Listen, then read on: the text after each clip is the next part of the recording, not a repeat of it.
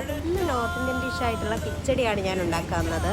അതിന് വേണ്ടിയിട്ട് side ഡിഷായിട്ട് egg പുഴുങ്ങിയത്, പിന്നെ കോളിഫ്ലവർ എല്ലാം എടുത്തിട്ടുണ്ട്. പിന്നെ നമ്മൾ ഇതൊക്കെയാണ് ആവശ്യമായിട്ടുള്ള ഇൻഗ്രീഡിയൻസ്. അതിന് വേണ്ടി ചട്ടി ചൂടായിട്ട് ഓനിയനും ഗ്രീൻ ചില്ലിയും നന്നായിട്ട് വഴറ്റുക. അതിലോട്ട് നമ്മൾ 1 ടീസ്പൂൺ ഉപ്പിട്ട് കൊടുത്തിട്ട് നന്നായിട്ട് വീണ്ടും വഴറ്റി ഒന്ന് ഇച്ചിരി ഗോൾഡൻ കളറാകുമ്പോൾ നമ്മൾ 1 ടീസ്പൂൺ മഞ്ഞൾപ്പൊടിയും കൂടെ അതിൽ ചേർക്കുവാണ് ഗൈസ്.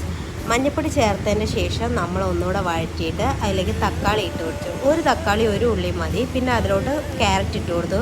ബീൻസ് വേണമെങ്കിൽ നിങ്ങൾക്ക് ആഡ് ചെയ്യാം, ഇഷ്ടമുള്ള വെജിറ്റബിൾസൊക്കെ ആഡ് ചെയ്യാം. ഞാൻ കുറച്ച് വെജിറ്റബിൾസേ ആഡ് ചെയ്തിട്ടുള്ളൂ. പിന്നെ നമ്മൾ റൈസ് ഇട്ട് കൊടുത്തു.